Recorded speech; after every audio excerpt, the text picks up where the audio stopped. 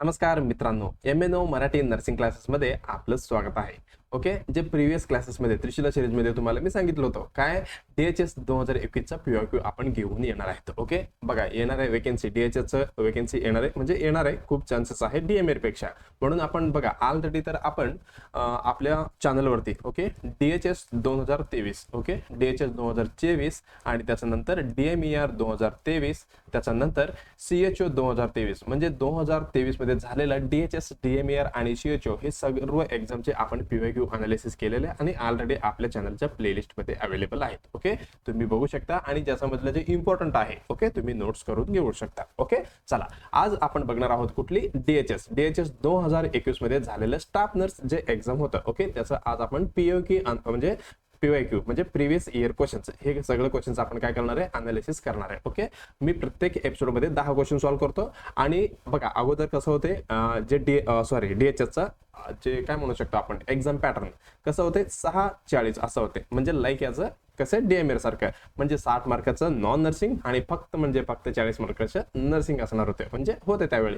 मग लास्ट जे 2023 मध्ये झालेले एक्झाम आहे त्याच्यामध्ये कसं होता 80-20 ओके नर्सिंगचे 80 क्वेश्चन आणि 20 कुठलं होते आपलं फक्त नॉन नर्सिंग होते. ओके, बघा मग आपल्याला इथे 40 क्वेश्चन भेटणार आहेत. ओके, मी प्रत्येक एपिसोड मध्ये 10 क्वेश्चन इथे सॉल्व्ह करणार आहे आणि आपलं PYQ इथे संपणार आहे म्हणजे DHS 2021 आपण सर्व क्वेश्चन्स बघणार आहे फक्त नर्सिंगचे. ओके, चला हे असणार आहे पहिला एपिसोड. ओके, चला PYQ अनालिसिस मग आपण करूया डायरेक्ट सुरुवात. चला बघा सुरुवात करायच्या अगोदर व्हिडिओला काय करायचंय लाईक करायचंय आणि कॉमेंटमध्ये बिंदासपणे तुम्हाला कुठली PYQ वगैरे पाहिजे असेल तर सांगा आपण इथे अनालिसिस करूया. आणि त्याच्यानंतर काही लोकांनी मला नॉर्सेटसाठी ओके नॉर्सेट PYQ साठी मेसेज केलेला आहे बरं का. आपण 1 to 10 ह्या वाईज म्हणजे सगळे MCQ गोळा करून आपण 1 to 10 हे सगळे PYQ अनालिसिस इथे करणार आहेत. ओके, हे झालं आणि तुम्हाला काही क्वेरी असेल तर तुम्ही बिंदासपणे विचारू शकता आणि शेअर करायचं आहे. ओके, जे मित्रमैत्रिणी तुमचा CHO असो ओके DMER असो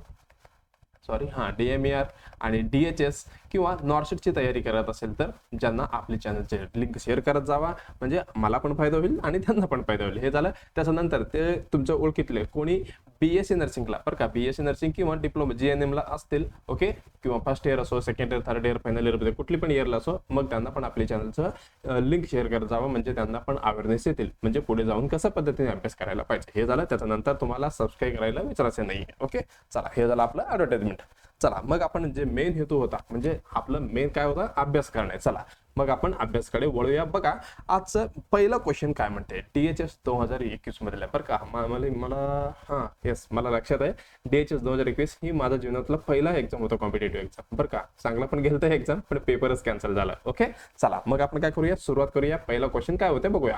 बघा पहिला क्वेश्चन दिलेला आहे डायबिटीज इन्सिपिडस. बघा काय म्हणते ह्याने डायबिटीज मला टेस्ट नाही बरं का. Diabetes insipidus is a disorder due to ही डायबिटीज इन्सिपिडस आहे ही कशाचं डिसऑर्डर आहे म्हणजे कशामुळे ही डिसऑर्डर आलेलं आहे. ओके, ड्यू टू कशामुळे बघा डिक्रीज्ड सिक्रेशन ऑफ इन्सुलिन म्हणजे जे इन्सुलिन सिक्रेशन होत होता हे कमी झालेलं आहे म्हणून हे डायबिटीज इन्सिपिडस झाले का म्हणजे DI आपण म्हणतो. आणि increase the secretion of the ADH म्हणजे आपलं ADH म्हणजे काय अँटी डाययुरेटिक हार्मोन अँटी डाययुरेटिक हार्मोन जे आहेत ओके हार्मोन काय झालेलं आहे इन्क्रीज म्हणजे जास्त संख्येने वाढलेलं आहे. मग आपलं उत्तर कुठे जाणार आहे इथे बघा इथे ओके इन्क्रीज सिक्रेशन म्हटलेलं आहे आणि लो लेवल ऑफ ADH बघा ह्याच्यामध्ये तुम्हाला उत्तर इथे भेटणार आहे. Okay, low level of anti diuretic म्हणजे काय अँटी डायरेटिक हार्मोन नन म्हटलेले म्हणजे ह्याच्यामधले कुठलं पण नाहीये. बघा ऑप्शन B आणि C आपण बघायला गेलं तर एकमेकांचं ऑपोजिट आहे.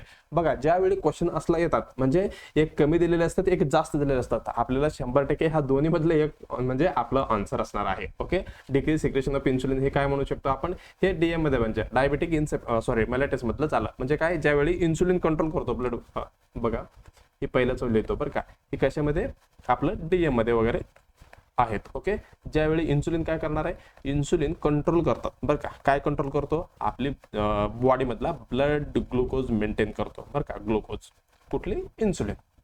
ओके, हे कुठनं सिक्रेशन होते सगळे खूप विचारतात बरं का. हे झालं मग आपलं उत्तर इथे नसणार आहे. बघा इन्क्रीज सिक्रेशन ऑफ ADH आणि लो लेवल ऑफ ADH. बघा मग आपण बघूया हे DI बद्दल थोडक्यात बघूया. बघा DI इज म्हणजे डायबिटीज इन्सिपिडस ही काय ही डिसऑर्डर ऑफ काय ही डिसऑर्डर हे काय ही डिसऑर्डर आहे. ओके, कॉज्ड बाय कशाने कॉज्ड झालेलं आहे caused by the deficiency of ADH. Okay, कमी पडलेले इथे. Okay, deficiency of ADH. ADH बद्दल मी ऑलरेडी सांगितलं, अँटी डायरेटिक हार्मोन इथे कमी पडले. किंवा अजून काय म्हणू शकतो, ऑर द किडनीज किंवा किडनीज, आपलं kidneys, okay, kidneys not responding म्हणजे चांगल्या पद्धतीने रेस्पॉन्ड करेना, okay, not responding properly to कशाला, आपल्या एडीएसला, अँटी डायरेटिक हार्मोनला. ओके, बघा ज्यावेळी असं रेस्पॉन्ड करत नाही किंवा काय म्हणू शकतो आपण, एडीएस कमी होणार आहे, ज्यावेळी काय होणार आहे, पेशंटमध्ये कुठले सिम्पटम दिसणार आहे, म्हणजे leads to excessive, okay, excessive urination, भयानक इथे काय युरिनेशन पास होणार आहे पेशंटकडनं. ओके, जे नॉर्मली आपण म्हणजे किती 1 to 1.5 लिटर पर्यंत आपण युरिनेशन करतो, त्याच्यापेक्षा इथे जास्त होणार आहे. ओके, एक्सेसिव्ह युरिनेशन, आपण काय म्हणतो एक्सेसिव्ह युरिनेशनला, पॉलियुरिया. ओके, पॉलियुरिया आपण म्हणतो. हे झालं. त्याच्यानंतर अजून काय होऊ शकतो, एक्सेसिव्ह आता आपण एवढं जास्त इथे युरिनेशन होतंय, मग ते पेशंटला ताण पण लागते बरं का. एक्सेसिव्ह थेस्ट म्हणजे काय, आपण काय म्हणतो याला, पॉलिडिप्सिया आपण म्हणणार आहे. ओके, हे झालं. अजून काय म्हणू शकतो, ओके, आणि एवढं इथे हे असणार आहे, म्हणजे एवढं युरिन पास होत आहे, मग जे युरिन कसं असणार आहे, डायल्युटेड युरिन किंवा डायल्यूट युरिन असणार आहे. ओके, डायल्यूट युरिन इथे असणार आहे. ओके, एवढं लक्षात आलं का. आपण एडीएच बद्दल थोडक्यात बघूया बरं का, महत्वाचं आहे. एडीएच बघा, अँटी डायरेटिक हार्मोन, हे कुठं प्रोडक्शन होतात, बघा हे प्रोडक्शन होतात कुठे, ही प्रोडक्शन होणार आहे हायपोथॅलॅमसमध्ये. ओके, हायपोथॅलॅमसमध्ये हे प्रोडक्शन होणार आहे, पण सिक्रेशन कुठनं होणार, सॉरी सिक्रेशन म्हणतो बघा, प्रोडक्शन सिक्रेशन झालं, रिलीज कुठनं रिलीज होणार आहे. ओके, रिलीज प्रोडक्शन कुठे झालं, हायपोथॅलॅमसमध्ये बरं का, आणि रिलीज कुठनं होतंय, रिलीज फ्रॉम पोस्टेरियर पिट्युटरी ग्लँडमधनं हे काय होणार आहे, रिलीज होणार आहेत. ओके, बघा ह्याचं मेन काम काय, मेन फंक्शन्स ऑफ एडीएच, याची कामं आपल्याला माहिती असेल ती, हां बाबा ह्याचं कामं आपल्याला माहिती झालं की आपल्याला कळणार आहे, हे कमी झालं तर काय होऊ शकतो, जास्त झालं तर काय होऊ शकतो. याचं मेन काम असणार आहे किडनीवरती, ऍक्ट ऑन किडनी. काय असू शकतो, पटकन लक्षात यायला पाहिजे तुम्हाला, कारण आपण अनाटॉमी फिजियोलॉजीमध्ये तेव्हाच ऐकलं, म्हणजे आपण अभ्यास केलेला. बघा ऍक्ट ऑन किडनी, ह्याच्यामध्ये काय होणार आहे, इन्क्रीज वॉटर ऑब्सॉर्प्शन. बघा हे काय करणार आहे, नॉर्मल वॉटर ऑब्सॉर्प्शन करणार आहे, वॉटर पाणी घेणार आहे, ऑब्सॉर्प्शन इन कुठे, आपल्या किडनी मधलं कुठला, कलेक्टिंग डक्टमध्ये, इन कलेक्टिंग डक्ट एवढंच लिहितो बरं का. कलेक्टिंग डक्ट कुठं असणार आहे, किडनीमध्येच असणार आहे ना. हे झालं. त्याच्यानंतर अजून काय करतो, रिड्यूस युरिन आउटपुट, जे युरिन आउटपुट आहे हे कमी करतो. ओके, युरिन आउटपुट हे कमी करणार आहे, म्हणजे काय म्हणू शकतो आपण, लेस युरिन फॉर्म, म्हणजे जेवढं जास्त हे काय करणार आहे, लेस युरिन फॉर्म, म्हणजे आपले युरिन कमी इथे फॉर्मेशन होणार आहे. ओके, एवढं लक्षात आलं. आणि एवढं कमी झालं तर मग काय, मग युरिन कन्सन्ट्रेशन कसं असणार आहे, युरिन बिकम मोर कन्सन्ट्रेटेड असणार आहे इथे. ओके, कन्सन्ट्रेटेड लक्षात आलं का, जे युरिन स्पेसिफिक ग्रॅव्हिटी लक्षात येतं का तुम्हाला, कुठे ओके, इथे लिहितो बरं का. हे काय, युरिन स्पेसिफिक ग्रॅव्हिटी लक्षात यायला पाहिजे बरं का. हे पण विचारलेलं क्वेश्चन आहे. स्पेसिफिक युरिन स्पेसिफिक ग्रॅव्हिटी किती असतं नॉर्मल. ओके, एवढी लक्षात ठेवा, 10-10-20 इथं पॉईंट आहे बरं का. 1.0102 to 1.020 एवढी असणार आहे बरं का. बघा ज्यावेळी हाय होणार आहे, ओके, ज्यावेळी ही हाय असणार आहे म्हणजे त्याच्यामध्ये काय असणार आहे, लेस युरिन असणार आहे. ओके, लेस युरिन नाही बरं का, लेस वॉटर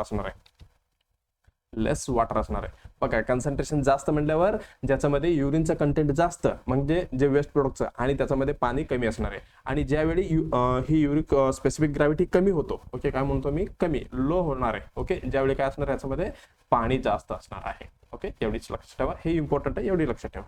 ओके, हे लिहून घ्या बरं का, नोट करून घ्या. सर कुठे गेला आपण. Okay, urine become the more concentration एवढं झालं. मग हे बॉडी मधला, ओके, काय मेंटेन करतो, okay, maintain body water balance बरं का. आपण एडीएच बद्दल माहिती झालं तर आपल्याला हे क्वेश्चन सॉल्व्ह होणार म्हणून मी एवढं सांगितलं बरं का. वॉटर हे झालं. आणि हेल्प बीपी मेंटेन करण्यासाठी पण मदत करतो. Help in maintain BP. Okay, कसं हे करणार आहे, म्हणजे बीपी कसं मेंटेन करणार आहे, ज्यावेळी आपलं बॉडीमध्ये फ्लूइड वगैरे जास्त कमी होत असेल तर. ओके, ज्यावेळी हे मेंटेन करणार आहे BP by the retaining water. Okay, चला हे झालं आपलं एडीएच बद्दल. मला वाटतं आपलं उत्तर इथे भेटणार आहे. बघा डायबिटीज इन्सिडेंट डिसऑर्डर ऑफ कशाची, आत्ताच आपण बघितलं disorder cause by the deficiency of ADH, ज्यावेळी डेफिशियन्सी असणार एडीएचची, ज्यावेळी डायबिटिक काय होणार आहे, इन्सेपिटस होणार आहे. मग आपलं इथं उत्तर कुठलं आहे बघा, increase secretion of the ADH म्हटलेलं आहे आणि इथे काय म्हटलेलं आहे, लो लेवल ऑफ एडीएच. म्हणजे आपल्याला कुठली, आपल्याला तिसरी उत्तर ही आपलं बरोबर जाणार आहे. जस्ट आपण बघितलो की डायबिटीज इन्सेप्टिस मध्ये काय होतं, लो लेवल ऑफ एडीएच असतो, ज्यावेळी पेशंटला काय होणार आहे, एडीएचचं जे मेन काम आहे इथं होणार आहे का नाही. ओके चला, आपली कुठली उत्तर बरोबर असणार आहे याच्यामध्ये, तिसरी उत्तर आपलं एकदम बरोबर असणार आहे. ओके आता बघा, increase secretion of ADH. Okay हे असलं तर काय होणार आहे, म्हणजे नॉर्मल सॉरी कमी झाला तर ही डायबिटीज इन्सेप्टिस जाणार. आता समजा जास्त झालं तर एडीएच, ह्याच्यामध्ये काय बघू शकतो आपल्याला बघा, ज्यावेळी इन्क्रीज एडीएच, एडीएच जास्त होणार आहे, एडीएच अँटी डायरेटिक हार्मोन, ज्यावेळी काय होतो, वॉटर रिटेन्शन इथं जास्त होणार आहे आपलं बॉडीमध्ये. म्हणजे जे युरिन पास करणार होतं पेशंट बघा, ही डीआय मध्ये काय होतं, जास्त युरिनेशन करतो पेशंट बरं का, आणि तेच एडीएच जास्त झालं असं होणार आहे का नाही. इथे पेशंटच्या बॉडीमध्ये वॉटर रिटेन्शन होणार आहे, म्हणजे युरिनेशन कमी होणार कशामध्ये, ज्यावेळी एडीएच जास्त असतो. ओके मला वाटतं तुम्हाला लक्षात आला असेल. ओके चला, हे झालं आपलं पहिलं एमसीक्यू, ते आपण सॉल्व्ह केलेलं आहे. याची उत्तर असणार आहे तिसरी, low level of ADH. Okay चला, आता आपण जाऊया नेक्स्ट एमसीक्यू कडे. बघा डायबिटीज इन्सेप्टिस काय, हे पिट्युटरी ग्लँड मधनं काय होतं, रिलीज होतो, पण प्रोडक्शन कुठं होतं हे पण लक्षात असायला पाहिजे, हायपोथॅलॅमस मध्ये, हायपोथॅलॅमस. ओके चला, हे झालं हे किडनी बघा, pituitary gland produces the insufficient ADH, hence the kidney make a lot of urine. बघा आपलं एडीएच ज्यावेळी इनसफिशियंट प्रोडक्शन होतं, ज्यावेळी आपलं किडनी काय करतो, भयानक काय युरिन पास करणार आहे. ओके चला, पेइंग एव्हरी फ्रिक्वेंटली युरिनेशन करायला, पेलिंग ड्युरिंग द नाईट, आणि हे काय म्हटले, passing a lot a light clear pee. Okay normal असं असणार आहे, इथं असं असणार आहे, कारण इथे काय मोर काय युरिनेशन म्हणजे प्रोडक्शन होत आहे, आणि इथं कन्सन्ट्रेशन पण खूप कमी होणार. ओके एक्सेसिव्ह थ्रेस्ट म्हणजे भयानक इथे ताण लागणार आहे पेशंटला. हे झालं आपलं पहिला क्वेश्चनचा सर्व समाप्त. आता नेक्स्ट क्वेश्चन काय म्हणते आपण बघूया. चला काय म्हणते question, maximum score of a Glasgow coma scale. Okay आपण काय म्हणतो, GSC. ओके तुम्ही काय म्हणता, GCS, GSC कोमा म्हणजे काय, ग्लासगो कोमा स्केलची मॅक्झिमम स्कोर्स किती आहे. बघा आपले DHS मध्ये आणि DMR मध्ये ही खूप वेळा विचारलेले क्वेश्चन आहे. ओके प्रत्येक वेळी ही क्वेश्चन असतात त्याच्या रिलेटेड. कुठली, आपलं GSC म्हणजे ग्लासगो कोमा स्केल. ओके चला, आपण GCS म्हणतो, ग्लासगो कोमा स्केल. ओके चला काय म्हणते, ग्लासगो कोमा स्केल, इथे GCS. ओके GCS आपण म्हणतो बरं का. याच्यामध्ये टोटल 3 कंपोनेंट असणार आहे. ओके एक असणार आहे आय ओपनिंग, दुसरं असणार आहे वर्बल रिस्पॉन्ड, आणि त्याच्यानंतर असणार आहे मोटरसायकल. ओके आपण काय लक्षात ठेवायचं इथे, आपल्याला जे मशीन आपण वोटिंग करून येतो, कुठली, EVM. ओके काय EVM म्हणजे काय, इलेक्ट्रिकल वोटिंग मशीन. ओके जे आपल्याला लक्षात ठेवायचे. E म्हणजे काय, इथं आय. ओके आय मोमेंट कसं होते. ओके आणि त्याच्यानंतर हे काय, वर्बल. ओके वर्बल, त्याच्यानंतर हे मोटार. ओके एवढं लक्षात ठेवलं. त्याच्यानंतर असं लिहायचे तुम्हाला 4, 5, 6 असं लिहायचे बघा, सिरियल वाईज 4, 5, 6 एवढं लिहिलं की संपलं तुमचं काम. बघा आय ओपनिंग मध्ये किती, इथे 4 बघा ह्या कॉम्पोनेंट मध्ये 4 हे असणार आहे मार्किंग. बघा ज्यावेळी तुम्ही पेशंटला हे GCS म्हणजे हे स्केल तुम्ही चेक करणार आहे किंवा असेसमेंट करणार आहे, ज्यावेळी पेशंट तुम्हाला बघा स्पॉन्टेनियसली बघताय, म्हणजे नॉर्मली हा बाबा कसं आहे, तुम्हाला नॉर्मली जे आय कॉन्टॅक्ट करून बघताय, मग तुम्हाला किती, ज्यावेळी 4 मार्क्स ते पेशंटला तुम्ही देणार आहे. आणि फक्त त्यांनी हे म्हणजे पेशंट पडलेले कुठल्या पण सिच्युएशन मध्ये असो, पण तुम्ही म्हणजे तुम्ही काहीतरी साऊंड केल्यानंतर त्यांनी रिस्पॉन्ड करणार, मग तिथे आपल्याला किती 3 मार्क द्यायचे पेशंटला. आणि फक्त आपण पेशंटला प्रेशर दिल्यावर त्यांनी बघणार आहे हा बाबा काय झालं म्हणून. ओके ज्यावेळी 2 मार्क म्हणजे तुम्ही काही पण करा, त्यांनी डोळे ओपनच करेना. ओके मग तुम्ही 1 मार्क्स देणार आहे. ह्याच्यामध्ये 0 मार्क नाहीये बरं का, लक्षात असू द्या 0 मार्क नाहीये, जे 0 अपकार मध्ये होते. ओके चला, आणि वर्बल रेस्पॉन्स मध्ये ओके बघा पेशंटला तुम्ही क्वेश्चन विचारताय, तुमचं नाव काय, गाव काय, सगळं त्यांनी सांगताय म्हणजे 5 मार्क आहे. आणि थोडं कन्फ्युजन आहे, तुमचं गाव काय, माझं गाव. ओके म्हणजे कन्फ्युज होत असेल तर तुम्ही किती 4 मार्क किती देणार आहे. आणि थोडे वर्डमध्ये मी इथे का आलो, ओके, हॉस्पिटलमध्ये वगैरे असं असं बघून कन्फ्युजन होऊन म्हणजे वर्डमध्ये जे वर्बल रेस्पॉन्स करणार आहे. आणि साऊंड्समध्ये फक्त जेवढीच करतो वर्बल रेस्पॉन्स केल्यावर, आणि त्यावेळी 2 मार्क, आणि काहीच नाही केलं तर 1 मार्क. ओके, मोटर रेस्पॉन्स कसा असणार आहे, ओके, ओबे कमेंट असेल तर 6 इथे मार्क भेटणार आहे, आणि लोकलाइज असं केलं तर ओके एवढीच. ओके, त्यावेळी 5, आणि नॉर्मल फ्लेक्झन असेल तर 4, अब नॉर्मल फ्लेक्झन असेल तर 3, आणि एक्सटेन्शन केलं तर ओके. अजून एक येतं इथे नोंद म्हणून लिहा. ओके, इथे 1 अशा पद्धतीचं इथे काय असणार आहे, ग्लासगो कोमा स्केल असणार आहे. ओके, बघा ह्याची हे स्कोर बघा, ग्लासगो कोमा स्केलचा स्कोर ज्यावेळी माइल्ड असतो, माइल्ड मॉडरेट झालं. इथं सिव्हिअर बघा, माइल्ड मध्ये किती आणि सिव्हिअर हे किती झालं, 6, 4, 10, हे टोटल किती होते, हे 15 होणार आहे बरं का. मॅक्झिमम स्कोर किती असणार आहे इथे 15. आता माइल्ड मध्ये किती असणार आहे, 13 ते 15, मॉडरेट मध्ये 9 ते 12, आणि सिव्हिअर 3 ते 8 बरं का. आणि कोमा मध्ये वगैरे विचारतात. ओके, खूप वेळा नॉर्शॉट मध्ये कन्फ्युजन करण्यासाठी विचारलेलं आहे. ओके, मॅक्झिमम तुम्हाला ह्याच्यामध्ये बघा मॅक्झिमम स्कोर किती झाले 15, मग मिनिमम किती होणार आहे, शेवटला 1च आहे, इथे पण 1 आहे, इथे पण 1 आहे, म्हणजे 3 होणार आहे. ओके, कोमा मध्ये वगैरे 3 तुम्ही मेन्शन करू शकतात. आणि 0 ऑप्शन असेल तर म्हणजे नॉर्शॉट मध्ये एकदा मला वाटतं नॉर्शॉट 4 मध्ये का 5 मध्ये काहीतरी विचारलं होतं बाबा, ग्लासगो कोमा स्केल आपण चेक करताना पेशंट कोमा मध्ये म्हणजे जे पेशंटचा स्कोर किती येणार, म्हणजे ऑप्शन मध्ये 3 पण होतं आणि 0 पण होते बरं का. जे कोणाला पण माहित नाही की त्यांनी कुठलं कन्सिडर केलेलं आहे. ओके, चला मग आपण शक्यतो 3च आपलं उत्तर बरोबर असणार आहे. ओके, चला मॅक्झिमम स्कोर ऑफ GCS कुठला असणार आहे, 3 असणार आहे का, नाही, हे एकदम मिनिमम झालं. ओके, हे मिनिमम स्कोर झालं. त्याच्यानंतर 5 असणार आहे का, नाही, 10 नाही, मग मॅक्झिमम किती असणार आहे, मॅक्झिमम असणार आहे 15 स्कोर. कसे आपण EVM अशा लक्षात ठेवलो, त्याच्यानंतर I मध्ये हे वर्बल मध्ये आणि मोटर मध्ये. ओके, 4, 6 किती 10 आणि 1 15, म्हणजे टोटल मॅक्झिमम स्कोर इथे 15 आपल्याला भेटणार आहे GCS मध्ये. ओके, चला मग आपलं उत्तर कुठली, चौथा उत्तर. ओके, D उत्तर आपले इथे बरोबर असणार आहे. ओके, चला आता नेक्स्ट एमसीक्यूकडे आपण जाऊया. बघा काय म्हणते नेक्स्ट क्वेश्चन बघा, investigation blood gas analysis is a carried out to measure. बघा जे इन्व्हेस्टिगेशन आहे कुठली, ब्लड गॅस अनालिसिस, आपण ब्लड गॅस अनालिसिस करणार आहे बरं का.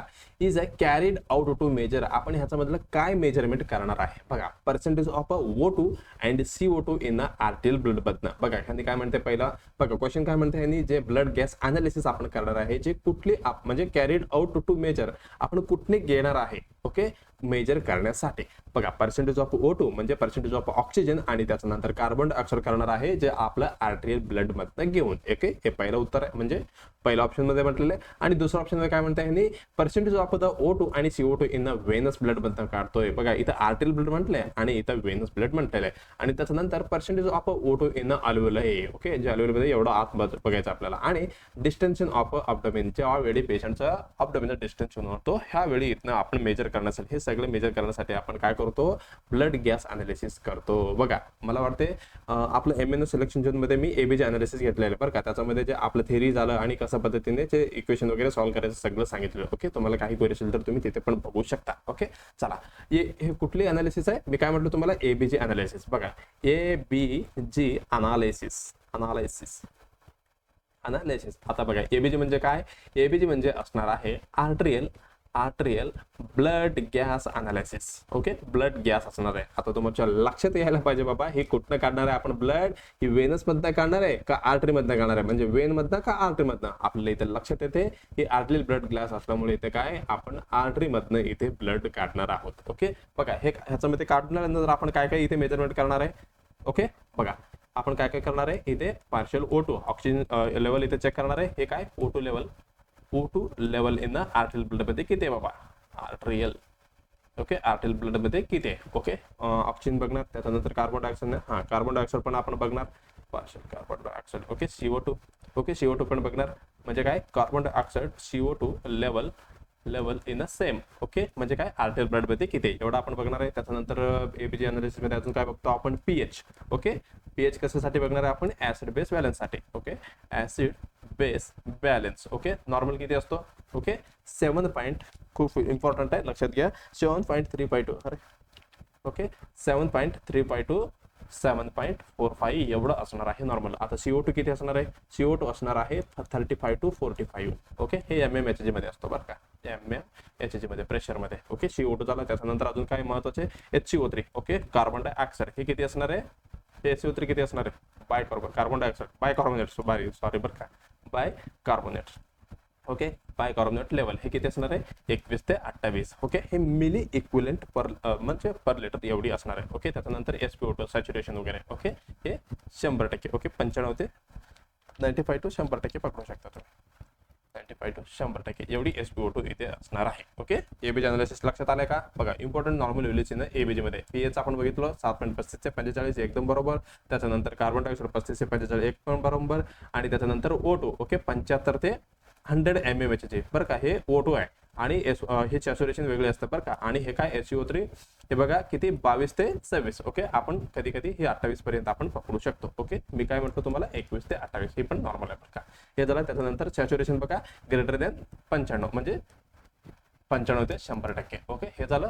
बघा, इन्व्हेस्टिगेशन ब्लड गॅस अनालिसिस सगळं आपण जे करणार आहे. ओके, कुठली महत्वाचे? एक पीएच आहे, एक कार्बन डायऑक्साईड आहे आणि बायकार्बोनेट. हे तर आपल्याला इक्वेशनसाठी खूप महत्वाचे असणार आहे. ओके, मग आपण कुठली जे पर्सेंटेज म्हणजे हे सगळं काढणार आहे, कशासाठी काढणार आहे आणि कुठनं काढणार आहे?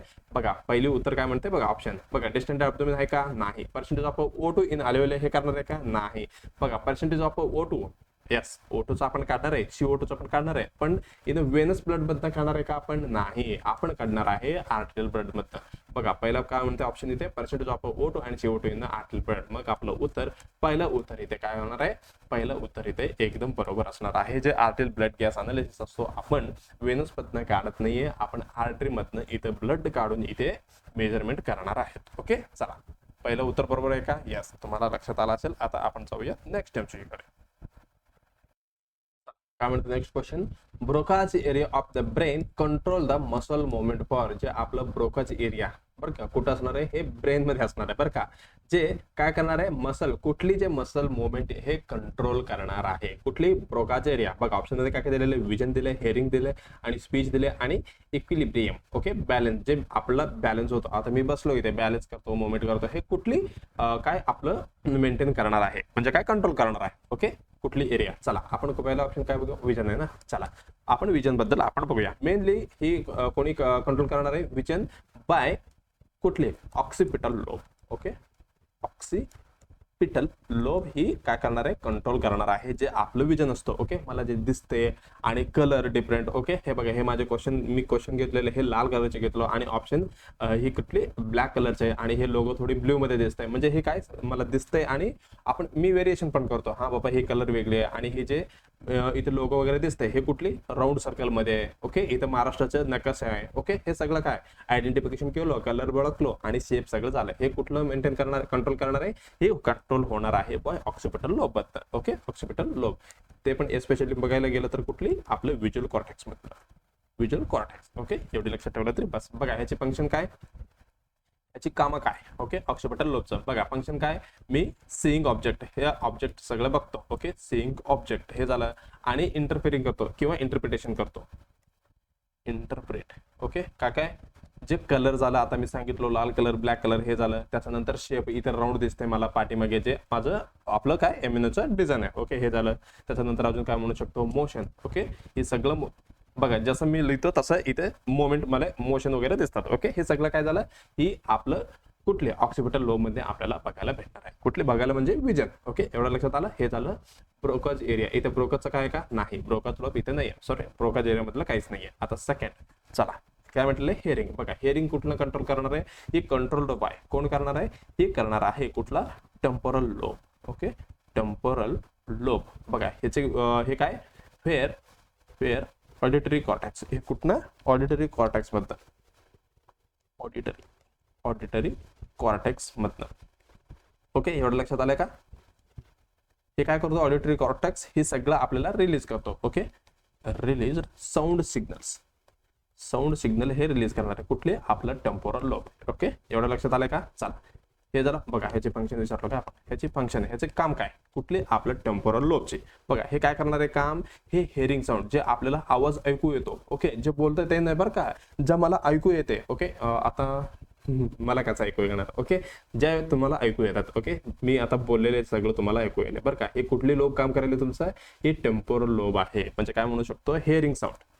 Okay, hearing sound. ओके, आणि जे मी सांगतो ओके तुम्हाला कळतंय म्हणजे काय? अंडरस्टँडिंग. Okay, understanding. ओके, हे पण ह्याच्यामध्येच येणार आहे. ओके, याला आपण काय म्हणतो? विथ कुठले आपलं वर्निक्स विथ ब्रॅकेटमध्ये लिहिलं किंवा ओके वर्निक्स एरिया. ओके, इथनं हे सगळं कंट्रोल होणार आहे. कुठली? Temporal lobe. हे असणार आहे का हेअरिंग? नाही. आता हेअरिंगचं आणि बघा हेअरिंग कोण कंट्रोल करणार आहे? Temporal lobe. आणि विजनचं ऑक्सिपिटल लोब. मग याचं आपलं ब्रोकेज एरियाचं काहीच रिलेटेड नाहीये. मग आपला पहिला आणि दुसरा ऑप्शन केला. आता राहिलं कुठला? तिसरा. चला तिसरा ऑप्शन काय म्हणताय? ओके, तिसऱ्या ऑप्शन मध्ये काय? स्पीच आहे, म्हणजे आपण जे बोलतो. बघा हे कुठनं कंट्रोल करणार आहे? जे आपण बोलतो कंट्रोल्ड बाय द कुठली? आपलं brokerage area. Okay, brokerage area मधनं कंट्रोल करणार आहे काय? जे आपण बोलतो स्पीच. ओके, बघा फंक्शन काय म्हणू शकतो? फंक्शन जे आपण बोलतो स्पीच प्रोडक्शन, जे मी बोलायलो. ओके, हे सगळं कुठनं कंट्रोल व्हायला? हे ब्रोकाज मधनं. ओके, एवढं लक्षात ठेवायचं आहे. ब्रोकाज म्हणजे काय? बी फॉर बकवास. म्हणजे बकवास म्हणजे आपण अभ्यास चालू सोडा, म्हणजे तुम्हाला लक्षात ठेवण्यासाठी. ब्रोकाज आला की जे बकवास म्हणजे आपण ओरडतो म्हणजे जे आपण स्पीच प्रोडक्शन करतो, म्हणून असं लक्षात ठेवायचं तुम्हाला. ब्रोकाज एरिया हे कंट्रोल करणार आहे जे आपलं स्पीच प्रोडक्शनचे. ओके, स्पीच प्रोडक्शन असो, अजून काय म्हणू शकतो आपण? आपलं motor planning. Okay, motor planning कशाचे? प्लॅनिंग जे आपण बोलतो त्याचे बरं का. हे सगळं स्पीच रिलेटेडच आहे. ओके, हे झालं. ओके, हे सगळं स्पीच बद्दल काय? ब्रोकाज म्हणजे काय? बी फॉर बकवास. एवढं लक्षात ठेवा.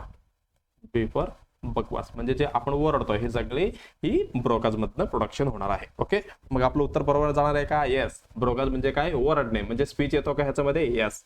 मग इथनं आपलं ब्रोकाज एरिया कंट्रोल करणार आहे स्पीचचे. त्याच्यानंतर कुठले? Equilibrium balance. बघा हे शेवटचं आहे. बघा हे कोण कंट्रोल करणार आहे? बघा आपलं जे बॅलन्स झालं. ओके, बॅलन्स आणि कोऑर्डिनेशन. ओके, बॅलन्स आणि कोऑर्डिनेशन. ओके, आता मी बसलो तुम्हाला इथे जसं राईट करत चाललो मी. ओके, हे सगळं काय? मी बॅलन्स करतो बसले की, आणि कंट्रोल पण करायला. ओके, हे कुठनं कंट्रोल करणार आहे? ही कंट्रोल्ड बाय कोण करणार आहे? कंट्रोल्ड बाय कुठली? जे आपल्या ब्रेन मधलं कुठली? सेरेबेलम. कुठली? सेरेबेलम ही कंट्रोल करणार आहे. ह्याचं फंक्शन काय? ह्याचे फंक्शन असणार आहे आपलं बॅलन्स मेंटेन करणे आणि माझा पोस्चर म्हणजे पोझिशन. ओके, आणि कोऑर्डिनेशन. ओके, अजून काय म्हणू शकतो? ओके, आणि मोटार सगळे. ओके, मोटार कंट्रोल हे पण आपण सगळे ह्याच्यामध्ये येते. Okay, motor control. ओके, कशामध्ये? हे येणार आहे सेरेबेलम, म्हणजे सेरेबेलम हे सगळं कंट्रोल करणार आहे. ओके, चला आपलं उत्तर भेटलंय का? बघा ही कुठली? ही सेरेबेलम झाला गेलं, आणि हे पण कुठलं? विजनचं हे ऑक्सिपिटल लोब झालं, हे पण गेलं. त्याच्यानंतर हिअरिंग हे टेम्पोरल लोब झालं. जे बकवास ओके जे स्पीच करत होतं स्पीच प्रोडक्शन हे कुठं असणार आहे? ही ब्रोकाज एरियामध्ये कंट्रोल असणार आहे. ओके, बघा चला मग आपलं उत्तर कुठली? तिसरी उत्तर आपलं एकदम बरोबर असणार आहे. ओके, कुठं आहे आपलं ब्रोकाज एरिया? बघा ब्रोकाज एरिया येत आहे. ओके, त्याच्यानंतर कुठली? जे आपण बघितलं ओके व्हिज्युअल एरिया इथे आहे. ओके, त्याच्यामध्ये पण प्रायमरी सेकंडरी असं आहे बरं का. आणि ऑडिटरी एरिया इथं आहे. ओके, प्रायमरी ऑडिटरी आणि इथे secondary auditory. Okay, vernix caseosa. Okay, जे नाही बरं का, इथे फक्त वर्निक्स एवढी लक्षात ठेवा. ओके, चला हे सगळं आपलं ब्रेन मधलं पार्ट आहे. ओके, चला आपण जाऊया आता नेक्स्ट एमसीक्यूकडे. चला काय कुठली क्वेश्चन आहे बघा. 5वा question. The sign and symptoms of a raised म्हणजे increased ICP include all except. बघा जे साइन अँड सिम्टम्स ओके जे दिसणार आहे कधी दिसणार आहे आपल्याला? जे आयसीपी राइज्ड म्हणजे इन्क्रीज्ड आयसीपी ज्यावेळी इंट्राक्रेनियल प्रेशर वाढतो, ज्यावेळी आपल्याला जे कुठले साइन अँड सिम्टम्स दिसतो. ओके,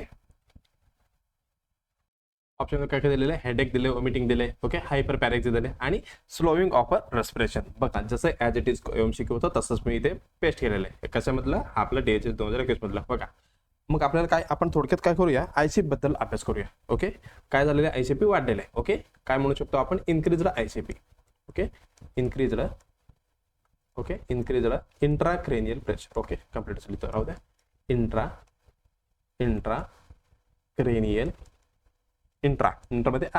म्हणजे कुठले? आपल्या ब्रेन मध्ये काय वाढलेलं आहे? इथे प्रेशर वाढलेला आहे, इंट्राक्रेनियल प्रेशर. बघा ज्यावेळी बघा आता वाढलेलं म्हणजे नॉर्मल किती जर असणार आहे? ओके, आता नॉर्मल आयसीपी आपलं किती असणार आहे? किती आपलं इंट्राक्रेनियल प्रेशर नॉर्मली बघा ही असणार आहे 5 ते 15. ओके, 5 ते 15 mmHg. ओके, ही प्रेशर कधी पण कशामध्ये असतो, आपलं mmHg मध्ये असतो. ओके, हे झालं. त्याच्यानंतर 5 ते 17 CmH2O. ओके, हे नॉर्मल आहे, हे mmHg मध्ये झालं आणि इथे CmH2O मध्ये झालं. हे काय झालं, आपलं इंट्राक्रेनियल प्रेशर. त्याच्यानंतर आपलं CSF हे पण लिहून घ्या, नॉर्मल आपलं CSF प्रेशर. ओके, हे झालं. सर्ब्रोस्पायनल फ्लुइड झालं. हे किती असणार आहे, ही पण 5 ते 15 mmHg असणार आहे. आणि त्याच्यानंतर अजून कुठलं 5 ते 10 सेंटीमीटर H2O. ओके, CmH2O मध्ये. ओके, एवढं लक्षात तुम्हाला ठेवायचं आहे. ओके, हे झालं आपलं इंट्राक्रेनियल प्रेशरची नॉर्मल रेंज असणार आहे 5 ते 15 mmHg. इन केस ऑफ बरं का, इफ म्हणजे ICP किती 15 पेक्षा जास्त वाढलं तर, ओके, 15 पेक्षा जास्त mmHg झालं तर आपण त्याला काय म्हणणार आहे, इन्क्रीज्ड ICP आपण म्हणणार आहे. ओके, हा बाबा ह्या पेशंटमध्ये इंट्राक्रेनियल प्रेशर वाढलेलं म्हणून आपण समजणार आहे. किती पेक्षा, 5 ते 15 नॉर्मल, आणि 15 पेक्षा जास्त असेल तर आपण ICP मानणार आहेत. ओके, बघा जे आपल्याला महत्त्वाचं काय विचारलं होतं, साइन अँड सिम्पटम्स. बघा याच्यामध्ये आपण याच्यामध्ये आपण काय बघणार आहे आता, साइन अँड सिम्पटम्स इथे आपण बघूया. बघा जे अर्लीएस्ट सिम्पटम आहे, ओके, खूप वेळा विचारलेले क्वेश्चन, कुठली पण हे घेऊ शकता तुम्ही, नॉर्सेट घ्या, DHS, डीमेर, खूप वेळा विचारलेले आहे. ओके, इन्क्रीज्ड ICP मध्ये जे अर्लीएस्ट सिम्पटम येणार आहे, जे कुठली आहे, ओके, सिम्पटम आहे जे कुठले आहे, मग ह्याचे उत्तर असणार आहे कुठली, Altered level of consciousness. Okay, alter level of consciousness. Okay, मग पेशंट कसे भेटतो आपल्याला, appear. Okay, appear as a restlessness भेटतो पेशंट, रेस्टलेसनेस आपल्याला पेशंट भेटणार आहे. बघा इम्पॉर्टंट काय तुम्हाला काय लक्षात ठेवायचे, इन्क्रीज्ड ICP मध्ये अर्लीएस्ट सिम्पटम जे दिसणार आहे आपल्याला कुठली, अल्टर्ड लेवल ऑफ कॉन्शियसनेस दिसणार आहे. त्याच्यानंतर बाकीचे रिमेनिंग कुठली, हेडेक असू शकतो. ओके, डोकं दुखी. ओके, आणि व्हायटल सायन्स मध्ये पण चेंजेस होऊ शकतो. व्हायटल सायन्स मध्ये चेंज इन व्हायटल सायन्स. बरं का, याच्यामध्ये चेंज म्हणजे कुठली, व्हायटल मध्ये BP काय होणार आहे, जास्त होणार आहे. आणि टेम्परेचर पण वाढणार आहे का, येस, टेम्परेचर पण वाढणार आहे. आणि त्याच्यानंतर जे आपलं रेस्पिरेशन रेट आहे जे कमी येणार आहे. आणि अजून काय, BP, pulse. Okay, pulse. Okay, हे पल्स काय होणार आहे, हे पल्स पण कमी होत जाणार आहे. ओके, बघा ह्याचं लक्ष ठेवण्यासाठी हे झालं headache, changes in vital science. बघा अजून एक आहे प्रोजेक्टाईल वॉमिटिंग असणार. बरं का, प्रोजेक्टाईल वॉमिटिंग कसं असणार आहे, फोर्सफुली वॉमिटिंग, थोडा स्पीडमध्ये होतो, प्रोजेक्टाईल वॉमिटिंग होणार आहे. ओके, हे झालं चेंजेस इन व्हायटल सायन्स, हे पण झालं. बघा हे व्हायटल सायन्स आहे, ह्याच्यासाठी लक्ष ठेवण्यासाठी एक सिंड्रम आहे, कुठली तुम्हाला विचारू शकतात, Cushing syndrome. Okay, Cushing syndrome नाही बरं का, सॉरी, कुशिंग ट्राइड आहे. ओके, ट्रेड म्हणा किंवा ट्राइड म्हणा. ओके, ट्राइड म्हणजे काय, 3 तिगाडे कांबे गाडे, म्हणजे 3 असणार आहे. कोण असणार आहे कुशिंग ट्राइड मध्ये, ही असणार आहे आपलं SBI, state bank of India, SBI. Okay, बघा SBI म्हणजे काय आता, स्टेट बँक ऑफ इंडिया असं असणार आहे का, नाही. ओके, चला हे आपल्याला लक्षात ठेवण्यासाठी म्हटलेलं मी. मग ह्याच्यामध्ये जे आपलं सिस्टोलिक, ओके, आपलं जे सिस्टोलिक BP आहे, ओके, सिस्टोलिक BP काय होणार आहे, इथे वाढणार आहे, इन्क्रीज्ड सिस्टोलिक BP. ओके, त्याच्यानंतर बी म्हणजे काय, ब्रेडिकार्डिया म्हणजे काय, जे आपलं पल्स, ओके, जे आपलं हार्ट रेट आहे काय कमी जाणार आहे. ओके, ब्रेडिकार्डिया म्हणजे काय म्हणू शकतो आपण, डिक्रीज द हार्ट रेट म्हणू शकता किंवा पल्स म्हणू शकता. ओके, हे झालं. त्याच्यानंतर आय म्हणजे काय, इम्पेअर्ड म्हणजे बदलाव झालेला आहे, थोडी इम्पेअर्ड झालेलं आहे. ओके, काय, रेस्पिरेशन, मग रेस्पिरेशन पण काय होतो, इथे खाली जाणार आहे, रेस्पिरेशन रेट. ओके, हे लक्षात ठेवायचे. कुठले, कुशिंग रेट इम्पॉर्टंट आहेत, खूप वेळा विचारलेले क्वेश्चन आहेत. ओके, एवढं लक्षात आलं का. त्याच्यानंतर अजून काय, बघा आता सिस्टोलिक BP वाढलेलं आहे आणि पल्स कमी आहे, मग आपलं पल्स प्रेशर इथे कसं असणार आहे, पल्स प्रेशर कसं असणार आहे, कमी असणार आहे काय जास्त असणार आहे, पल्स प्रेशर इथे काय, इथे वाढणार आहे. ओके, पल्स प्रेशर इथे वाढणार आहे बरं का, एवढं कशामुळे, आपलं सिस्टोलिक BP इथे वाढलेलं आहे म्हणून. ओके, तेवढं लक्षात आलं का. चला हे झालं. त्यानंतर पेशंटला अजून काय काय, प्रोजेक्टाईल वॉमिटिंग झालं आणि अटॅक्सिया, सीझर हे सगळे येऊ शकतात बरं का. ओके, एवढं लक्षात ठेवा. चला आता नेक्स्ट ऑप्शनकडे आपण जाऊया. ऑप्शन बघा, the sign and symptoms of the increased ICP include all of the except. Headache होतं का, येस, हेडेक होता. वॉमिटिंग होता का, येस, वॉमिटिंग पण होता. हायपरपॅरेक्सिया म्हणजे पॅरेक्सिया, टेम्परेचर वाढले होते का, येस वाढले होतं. स्लोइंग ऑफ रेस्पिरेशन होते का, होतं. अरे बापरे, बघा क्वेश्चन काय म्हणते, the sign and symptoms of the raised ICP include the all except. ह्याचं मधलं आपल्याला एक काढून टाकायचंय. बघा पेशंटला हेडेक होतो का, येस, हेडेक होतो पेशंटला, एकदम बरोबर आहे. आणि वॉमिटिंग होतं पण होतोय, वॉमिटिंग पण ते पण कुठली, प्रोजेक्टाईल वॉमिटिंग आहे. ओके, मग हे पण ह्याचं उत्तर असणार आहे. इथं तर काय म्हटलेलं आपल्याला, एक्सेप्ट विचारलेलं आहे. ओके, हे नोट करून द्या. आणि इथं हायपरपॅरेक्सिया, टेम्परेचर वाढले होते का, येस वाढले होते. आणि स्लोइंग रेस्पिरेशन पण कमी होता. मग आपलं कुठलं ऑप्शन इथं हुडकायचा आहे. बघा हेडेक पण होता, वॉमिटिंग पण होता, हायपर पॅरेक्झिया पण होता. ओके, आणि स्लोईंग ऑफ रेस्पिरेशन. बघा रेस्पिरेशन कमी होतं एकदम, जे आपलं एसबीआय लक्षात आणा. ओके, सिस्टोलिक इथे काय होणार आहे, सिस्टोलिक ब्लड प्रेशर वाढणार आहे. ओके, बी ब्रेडिकार्डिया म्हणजे आपलं हार्ट रेट कमी असणार आहे. इम्पेअर्ड रेस्पिरेशन हे तर 100% असणार आहे. ओके, मग हे आपण काढून टाकूया, म्हणजे आपलं डी ऑप्शन आपण काढूया. Okay, headache vomiting projectile vomiting तर ह्याच्यामध्ये 100% असणार आहे, हे पण गेलं. आता राहिलं कुठला, हेडेक आणि हायपर पॅरेक्झिया. बघायला गेलं तर इथं आपण जे डिस्कशन केलं काय होतं, टेम्परेचर इथे राईज होणार आहे. पण हायपर पॅरेक्झिया बघा, पॅरेक्झिया म्हटल्यावर काय आपलं टेम्परेचर वाढलेलं आहे. पण हायपर पॅरेक्झिया ह्यांनी म्हटलेलं आहे. ओके, पॅरेक्झिया. मग हायपर पॅरेक्झिया म्हणजे काय, आपलं जे टेम्परेचर आहे 105 डिग्री म्हणजे 105 डिग्री सेल्सिअस पेक्षा इथे जास्त असणार आहे. पण इन्क्रीज मध्ये आपलं एवढं इथं फरक नाही पडणार, फक्त थोडीफार नॉर्मली किती आपलं नॉर्मल किती 37 डिग्री सेल्सिअस. ओके, म्हणजे 37 पर्यंत असतात. ओके, ओल्ड एज मध्ये वगैरे कमी 36 वगैरे पकडा. ओके, आणि बच्चूमध्ये किती 36.5 to 37.5. ओके, एवढी ही काय डिग्री सेल्सिअस हे नॉर्मल आहे आपल्यासाठी, बरं का.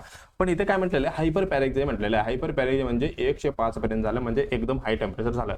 मग आपल्या इन्क्रीजला आयसी मध्ये कसं असणार आहे, थोडी व्हेरिएशन असणार आहे. ओके, एवढी पण भयानक काय नसणार आहे, काय आपलं टेम्परेचर एवढी पण वाढणार नाहीये. ओके, मग आपलं बघा याचा मतलब बघायला गेलं तर सर्व उत्तर बरोबरच आहेत. ओके, म्हणजे काय साइन अँड सिम्पटम्सच आहेत, पण ह्यांनी विचारलेलं आहे जे कुठली नाहीये. मग एवढी टेम्परेचर ह्या पेशंट मध्ये वाढणार नाहीये. बघा हेडेक तर 100% असणार आहे, वॉमिटिंग ते पण प्रोजेक्टाइल वॉमिटिंग असणार आहे, आणि इथं काय रेस्पिरेशन पण कमी होत जाणार आहे. मग आपलं तिसरं ऑप्शन असं भेटतंय आपल्याला, पॅरेक्झिया असणार पण एवढी पण नसणार आहे. ओके, मग आपण काय करणार आहे, आपली तिसरी उत्तर इथे म्हणजे काय उत्तर बरोबर मानणार आहे. ओके, कुठले हायपर पॅरेक्झिया. ओके, तिसरी उत्तर बरं का, कुठली तिसरी उत्तर इथे बरोबर असणार आहे. ओके, चला आता आपण नेक्स्ट एमसीकडे आपण जाऊया. ओके, चला इथं डायग्राम काय म्हणते बघा, इन्क्रीज आयसीपी. बघा ह्याच्यामध्ये काय इथे वरती स्कल आहे. Okay, blood arteries and veins आहेत. इथे स्कल आहे, इथे आर्टरी ब्लड वेन्स आहेत, आणि इथे सेरेब्रो, इथे सीएसएफ फ्लुइड आहे. बघा सीएसएफ फ्लुइड कुठे ह्याच्यामध्ये. त्याच्यानंतर हे काय ब्रेन आहे. ब्रेन मध्ये काय होतं, नॉर्मल प्रेशर झालं, ब्लड व्हॉल्यूम इन्क्रीज. बघा ज्यावेळी ब्लड व्हॉल्यूम जास्त होतो आणि CSF volume increases, CSF volume जास्त होतो किंवा ब्रेन व्हॉल्यूम इन्क्रीज. बघा काही पण होऊ द्या, ब्लड व्हॉल्यूम किंवा सीएसएफ व्हॉल्यूम किंवा ब्रेन व्हॉल्यूम वाढलं की इथं काय होणार आहे, इन्क्रीज इंट्राक्रेनियल प्रेशर इथं वाढतात आहे. ओके, चला हे झालं आपलं कशाचे MNO मराठी नर्सिंग क्लास आहे. ओके, हे झालं. ओके, चला आता आपण जाऊया नेक्स्ट एमसीकडे. क्वेश्चन झाले, अजून 5 राहिलेला आपला, आपण पटकन सॉल्व्ह करूया. बघा काय म्हणते question, mister Subhash. Okay, patient आहे वाटते. Okay, mister Subhash is admitted in वार्डमध्ये ॲडमिट झालेलं आहे आणि diagnosed as a schizophrenia. Okay, सुभाषला काय झालेलं आहे, सिझोफ्रेनिया झालेलं आहे. ओके, ही विल हॅव म्हणजे त्याला काय काय असणार आहे, he will have all these sign and symptoms of schizophrenia except. परत आपल्याला जसं आपल्या इन्क्रीज आयसी मध्ये जसं विचारलं होतं तसंच विचारलंय. म्हणजे काय, सिझोफ्रेनिया एक डायग्नोज झालेला ऑलरेडी पेशंटला, आणि जे खाली दिलेले कुठले साइन अँड सिम्पटम्स आहे सिझोफ्रेनिया ते असणार आहे, पण फक्त एकाला सोडून. ओके, बघा हेल्युसिनेशन असणार आहे काय, यस. बघा कॅटाटोनिया, डिल्युजन. ओके, आणि एलेशन. बघा आपण बघणार आहे आता कुठले आपलं उत्तर इथे बरोबर जाणार आहे. ओके, त्याच्या अगोदर आपल्याला काय बघावं लागेल, डायग्नोज होईल शिझोफ्रेनिया. आपण थोडक्यात बघूया शिझोफ्रेनिया. ओके, ओके, सिजोच म्हणतात ना आपण, शिझोफ्रेनिया म्हणजे काय. ओके, शिझोफ्रेनिया म्हणजे काय. ओके, शिझो म्हणजे काय, आपलं काय म्हणू शकतो शिझोला, स्प्लिट. ओके, फ्रेनिया म्हणजे काय, माइंड, म्हणजे स्प्लिट इन माइंड, म्हणजे डोक्यात काहीतरी होत आहे. ओके, काय म्हणतो आपण शिझोफ्रेनिया. बघा हे शिझोफ्रेनियाला कोणी नाव दिले, खूप वेळा विचारलेले, कोणी दिले, नेम गिवन बाय, कोणी दिले, हे नॉर्थ मधला क्वेश्चन आहे बरं का. कोणी दिले, युगेन. तुम्ही काय म्हणता, युगेन म्हणता का युजन म्हणता. ओके, युजन कोण, ब्लूलर. ओके, यांनी इथे नाव ठेवलेलं आहे शिझोफ्रेनियाला. एवढं लक्षात आलं का. बघा according to APA American psychiatry association यांनी काय सांगितलं माहिती आहे का, ही शिझोफ्रेनिया डिसऑर्डर नाहीये. तुम्ही काय म्हणता सर. ओके, बरोबर आहे, म्हणजे मी सांगितलं आहे बरं का, हे कोण आहे, APA म्हणजे अमेरिकन हे सायकॅट्रिक असोसिएशन आहे, त्यांनी सांगितलं म्हणजे ही काय, it is a not a disorder. Okay, हे डिसऑर्डर नाही आहे. मग काय आहे, ही असणार आहे it is a syndrome. Syndrome म्हणजे काय खूप वेळा मी सांगितलंय. Okay, it is a syndrome. Syndrome म्हणजे काय, याच्यामध्ये ग्रुप ऑफ सिम्पटम्स असणार आहे. Okay, it is a syndrome. Syndrome म्हणजे काय, ग्रुप ऑफ सिम्पटम्स. मग याच्यामध्ये काय होणार आहे, कॅरेक्टरायझर बाय. ओके, कॅरेक्टर बाय कुठली, याच्यामध्ये मेजर डिस्टर्बन्स असणार आहे. Major disturbance. ओके, कशामध्ये, आपण जे खेळतो बॅट घेऊन. ओके, बॅट मध्ये इथे काय असणार आहे, डिस्टर्बन्स असणार आहे. ओके, आता बॅट म्हणजे काय, BAT. ओके, BAT म्हणजे काय, बी म्हणजे बिहेवियर मध्ये. ओके, बिहेवियर मध्ये इथे चेंजेस असणार आहे. ए म्हणजे काय, इथं अफेक्ट मध्ये. आणि अजून टी म्हणजे काय, जे आपलं थॉट आहे. ओके, ह्याच्यामध्ये काय, इथं मेजर डिस्टर्बन्स असणार आहे. ह्यालाच आपण काय म्हणतो, शिझोफ्रेनिया म्हणतो. शिझोफ्रेनियाचं लक्षात ठेवायचं आहे, हे युगेन ब्ल्युअरने नाव दिलेलं आहे, हे तुम्हाला लक्षात ठेवायचे. त्याच्यानंतर हे काय, it's a not a disorder, it is a काय, हे सिंड्रोम आहे म्हणून सांगितलंय. ओके, कोण सांगितलंय, मी सांगितलं का, नाही, हे APA वाल्यांनी सांगितलंय. ओके, एवढं लक्षात आलं का. चला, जे शिझोफ्रेनिया मधलं पण जे टाइप्स पण खूप वेळा विचारतात. ओके, 1 2 3 किती आहे, 4 आहेत ना. Okay, 4 type. कुठली, एक आहे सिंपल शिझोफ्रेनिया. ओके, इथं टाइप्स लिहून घ्या. Okay, types. ओके, एक आहे सिंपल शिझोफ्रेनिया. त्याच्यानंतर कुठली असणार आहे, हेबेप्रेनिक शिझोफ्रेनिया. हेबेप्रेनिक शिझोफ्रेनिया. त्याच्यानंतर पॅरानॉइड. ओके, हे पॅरानॉइड आहे ना, हे खूप काय म्हणू शकतो, मोस्ट कॉमन आहे बरं का. हे काय मोस्ट कॉमन आहे, कुठली, पॅरानॉइड. त्याच्यानंतर कुठली, कॅटाटोनिक शिझोफ्रेनिया. ओके, हे सगळे काय, हे टाइप्स ऑफ शिझोफ्रेनिया. ओके, आम्हाला काय विचारलं आणि साइन अँड सिम्पटम्स बद्दल विचारलंय. कुठली, साइन अँड सिम्पटम बद्दल विचारले. बघा, ह्याच्यामध्ये साइन अँड सिम्पटम्स जे युगेन ब्ल्युलर आहे ना, ह्यांनी काय केलेले, दोन असे काय केलेले, त्यांनी मेन्शन केलेले आहे बाबा, ह्याच्यामध्ये प्रायमरी सिम्पटम्स आणि सेकंडरी सिम्पटम्स असणार आहे. मग जे प्रायमरी सिम्पटम्स आहे, ओके, काय म्हणतो ह्यांनी, अकॉर्डिंग टू, ओके, जे ब्ल्युलर होते. ओके, ओके, जे सायंटिस्ट होते, ह्यांनी काय सांगितले, जे ह्याच्यामध्ये प्रायमरी साइन अँड सिम्पटम्स असणार आहे. ओके, हे 100% प्रत्येक पेशंटमध्ये असणार आहे. म्हणजे काय म्हणू शकतो, present in, okay, present in every case, हे प्रत्येक केसमध्ये असणार आहे. ओके, काय असणार आहे, हे सिम्पटम्स. कुठली सिम्पटम्स, आपण त्याला 4A म्हणतो. ओके, 4A पण इम्पॉर्टंट आहे, स्टार मार्क करून ठेवा. बघा, 4A, 1 2, 1A 2A 3A 4A. Okay, 4A हे सगळे. ओके, 4A म्हणजे काय, ओके, असोसिएट. ओके, असोसिएटिव्ह लुजनेस, त्याला काय करतात त्यालाच कळत नाही. आणि ऑटिझम, त्याचा फॅन्टसीमध्ये त्यांचं लोकांमध्ये त्यांनी असतात. ओके, अम्बिव्हॅलन्स. ओके, आता म्हणतील मी जेवण करणार आहे, आता मी म्हणणार अम्बिव्हॅलन्स म्हणजे एकाच व्यक्तीमध्ये दोन साईड. ओके, एक निगेटिव्ह एक पॉझिटिव्ह असा असणार अम्बिव्हॅलन्स. त्याच्यानंतर affect inappropriate. Okay, affect inappropriate, हे 4A आहे, तुम्हाला लक्षात ठेवायचं, खूप वेळा विचारलेलं आहे. ओके, हे कशामध्ये आले, हे प्रायमरी. ओके, हा आपण डिटेलमध्ये तेवढं जायचं नाही आहे, कारण आपल्याला पुढे आपण डिस्कशन करणार आहे. ओके, जसं क्वेश्चन्स येतील तसं.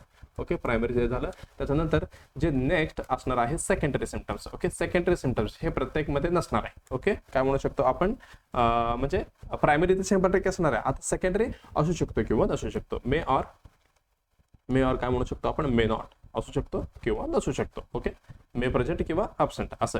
मग जे कुठले याच्यामध्ये स्टूपर येतात आणि नेगेटिव्हेशनचे प्रत्येक वेळी निगेटिव्ह विचार करायचा. ओके, निगेटिव्हिझम म्हणू शकतो. आणि सुसाईड. बघा, हे सुसाईड काय असणार आहे, की मोस्ट कॉमन काय, cause of death. Okay, cause of death असणार आहे कशामध्ये, शिझोफ्रेनियामध्ये. ओके, हे झालं. आणि केटिलेप्सी. ओके, केटिलेप्सी असणार आहे. आणि मॅनरिझम असणार आहे. ओके, केटिलेप्सी, मॅनरिझम, अजून काय म्हणू शकतो, ह्यांच्यामध्ये जजमेंटल लॉस, म्हणजे यांनी डिसिजनच घेत नाही. Okay, judgemental loss. ओके, आणि कुठली, कॅटाटोनिया, हे सगळे कशामध्ये असणार आहे, ही मेमरी इम्पेअरमेंट, हे सगळे कशामध्ये, हे शिझोफ्रेनियामध्ये असणार आहे. ओके, चला, मिस्टर सुभाष ॲडमिटेड झालेले, शिझोफ्रेनिया झालेले, त्याला जे कुठले सायन्स आहे आपल्याला दिलेले, मग ह्याच्यामधले एक नाही आहे. बघा, ह्याच्यामध्ये हेल्युसिनेशन पण असणार आहे बरं का, मी हेच विचारलं नाही. ओके, हेल्युसिनेशन ह्याच्यामध्ये असणार आहे. मग आपलं उत्तर जाणार आहे का, हेल्युसिनेशन नाही, म्हणजे हे प्रेझेंट आहे, हे पण गेलं. कॅटाटोनिया असणार आहे का, हे पण असणार आहे, म्हणजे गेलं. डिल्युजन असणार आहे का, यस, याच्यामध्ये डिल्युजन पण असणार आहे.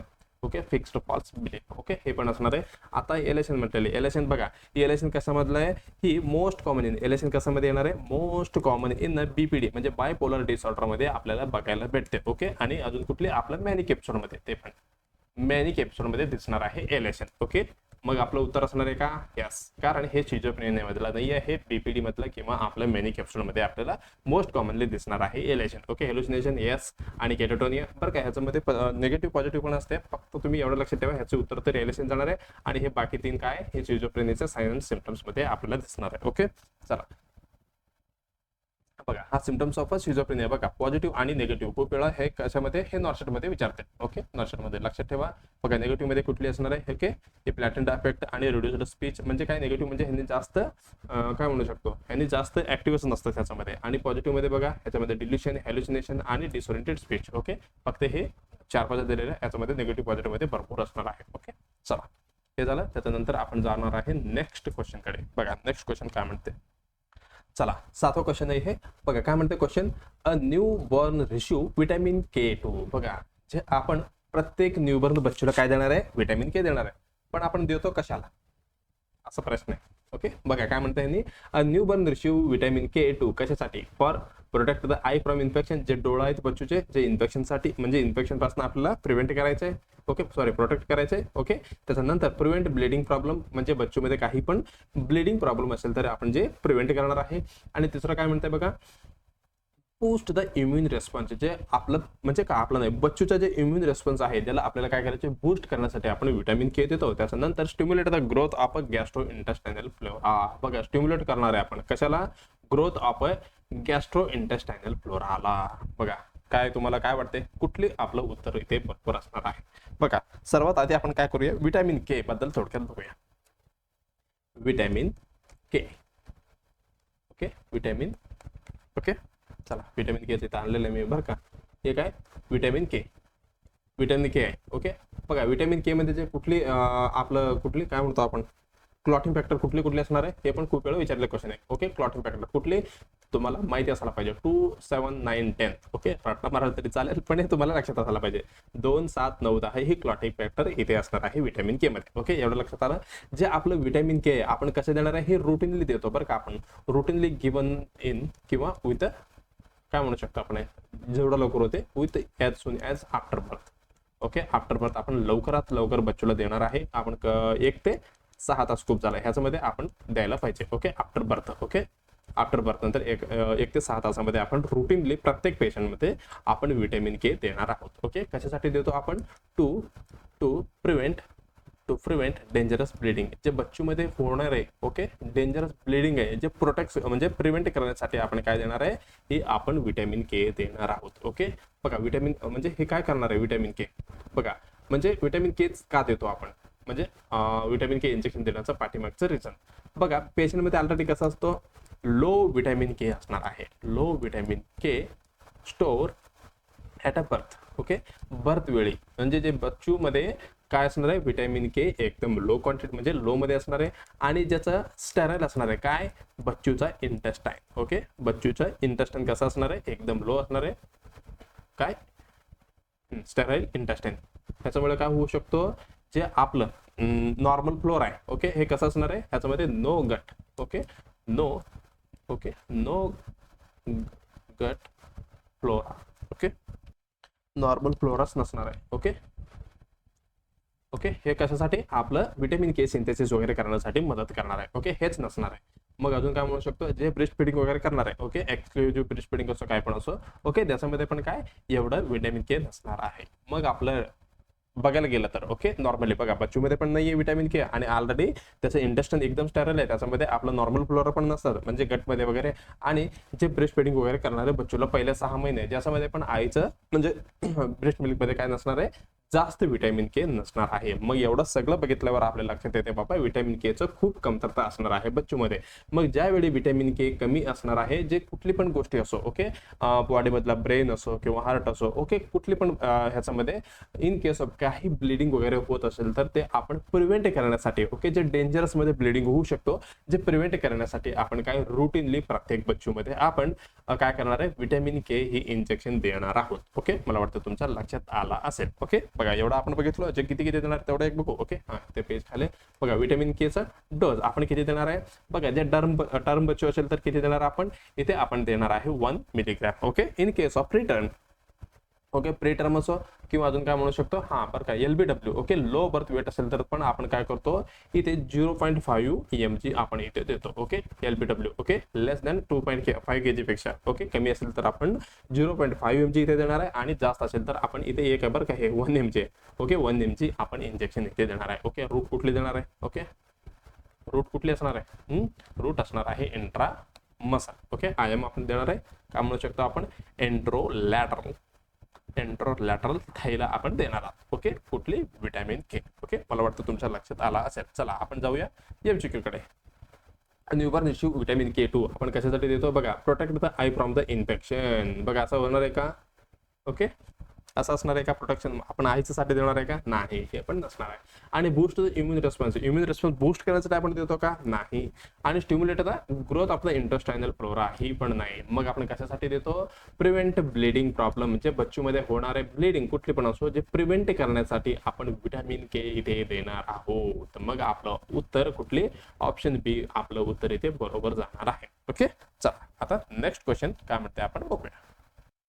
बघा नेक्स्ट क्वेश्चन काय म्हणते, अ वुमन म्हणजे वुमन आहे, okay, with a 30 week pregnancy has a sudden painless, बरं का, पेनलेस आहे. ओके, आणि bright red bleeding, a nurse would suspect. बघा एक ओके मदर आहे, ओके, त्याला काय 30 वीक्स प्रेग्नन्सी आहे आणि सडनली काय होते, पेनलेस, आणि त्याच्यासोबत काय, ब्राईट रेड ब्लिडिंग इथे म्हणजे मदरला दिसणार आहे. ओके, मग ज्यावेळी नर्सिंग ऑफिसर वुड सस्पेक्ट, तुम्ही काय सस्पेक्ट करणार आहे, mother in a first stage of a delivery, mother कुठली, फर्स्ट स्टेज ऑफ डिलिव्हरी मध्ये आहे म्हणून असं होतंय. ओके, डिलिव्हरी कधी होत आहे, ओके 9 महिने. ओके, म्हणजे इथे 30 वीक दिलेले, म्हणजे 30 वीक मध्ये होणार आहे का? नाही, हे खूप लवकर झालं, म्हणजे प्री टर्म डिलिव्हरी म्हणू शकतो आपण. ओके, फर्स्ट स्टेज लेबर आहे बघा फर्स्ट स्टेज लेबर मध्ये काय होणार आहे, जे आपलं युटरिन कॉन्ट्रॅक्शन असणार आहे आणि सर्व्हायकल डायलेशन असणार आहे किती, 10 सेंटीमीटर पर्यंत, म्हणजे ही असणार आहे का बघा, ह्याच्यामध्ये सर्व्हायकल डायलेशन असतो. ओके, किती, 10 सेंटीमीटर. ओके, त्याच्यासोबत काय, रेग्युलर कॉन्ट्रॅक्शन पण असणार आहे. Okay, regular contraction. मग याच्यामध्ये आहे का असं काय दिलेलं आहे का क्वेश्चन मध्ये? नाही. चला पहिलं ऑप्शन आपलं डायरेक्टली गेलं.